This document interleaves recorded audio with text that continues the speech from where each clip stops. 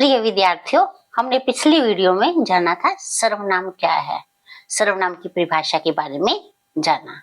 अब हम पढ़ेंगे सर्वनाम के भेद। सर्वनाम कितने प्रकार के होते हैं? भेद मतलब प्रकार, और प्रकार मीन्स टाइप्स, जिसे इंग्लिश में हम कहते हैं कितने टाइप्स के हैं ये।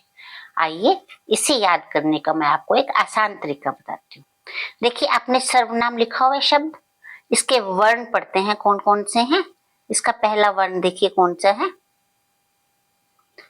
पहला वर्ण है हमारा स, दूसरा वर्ण व, न, चौथा हो गया आ, पांचवा म और छठा हो गया र। तो कुल हमारे कितने वर्ण हुए सर्वनाम में? 6। तो इस तरह से हम याद कर सकते हैं सर्वनाम के कितने भेद हुए? 6। है ना आसान तरीका। सर्वनाम के 6 भेद हैं, हम अब इसे कभी नहीं भूलेंगे। अब मैं आपको एक और आसान तरीका बताती हूँ कि हमने याद करना है सर्वनाम के भेदों के नाम। तो हमने सर्वनाम के भेदों संबंधित एक कहानी पढ़ते हैं। आइए, इस कहानी में क्या है? दरवाजे पर खटखट की आवाज आई। माँ ने प्रश्न किया, देखो बाहर कौन आया है?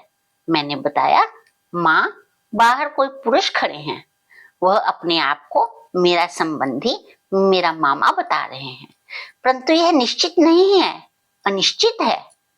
मैंने इन्हें पहले कभी नहीं देखा।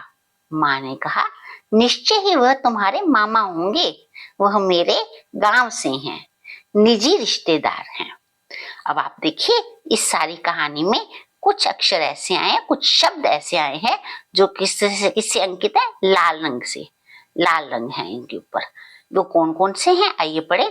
प्रश्न, पुरुष, संबंधी, अनिश्चित, निश्चय और निजी। इनकी संख्या कितनी है? देखिए, 1, 2, 3, 4, 5 और 6। तो हम इनके भेदों को याद कर सकते हैं। प्रश्न से हमें याद रहेगा प्रश्नवाचक सर्वनाम, पुरुषवाचक सर्वनाम। संबंधी से याद कर सकते हैं संबंधवाचक सर्वनाम। अनिश्चित से अनिश्चयवाचक सर्वनाम।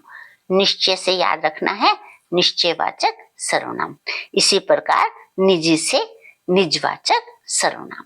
तो इस प्रकार से हम सर्वनाम के 6 भेदों, 6 प्रकारों के नाम याद कर सकते हैं। अब हमने जान लिया कि प्रयोग की दृष्टि से सर्वनाम के कितने भेद हैं? 6 भेद हैं। पढ़ लिए इनके नाम हमने। पुरुषवाचक सर्वनाम, निश्चयवाचक सर्वनाम, अनिश्चयवाचक सर्वनाम, प्रश्नवाचक सर्वनाम, निजवाचक सर्वनाम और संबंधवाचक सर्वनाम।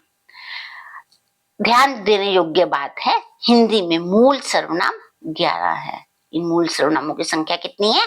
11 है। अब आप ध्यान से देखिए कौन कौन से मूल सर्वनाम?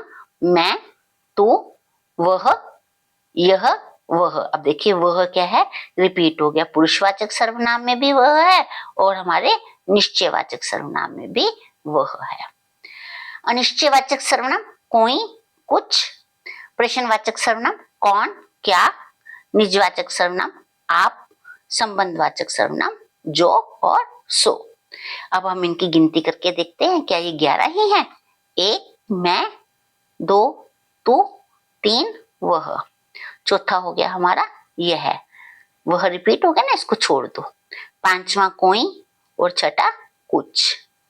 7वां है हमारा कौन, 8वां क्या, 9वां आप, 10वां जो और 11वां क्या हो गया? सो। इस तरह से हमारे मूल सर्वनाम की संख्या कितनी है? 11 है। परंतु आप कहोगे हमने तो कुछ अन्य सर्वनामों के बारे में सुना है, जैसे मुझे, हमारा, मेरा। तो ये बात ध्यान रखने योग्य है कि बाकी अन्य सर्वनाम जो हैं इस मूल सर्वनाम में से निकले हैं। हमारे मैं में से कौन कौन से सर्वनाम निकले? देखिए, मैं से मेरा, मुझे, हमारा, हमें, मुझसे, ये सब किस में से निकले? मैं मूल सर्वनाम में से। तो इस प्रकार हमारे मूल सर्वनाम की संख्या 11 है। आशा है आपको सर्वनाम के भेदों के बारे में हमेशा याद रहेगा।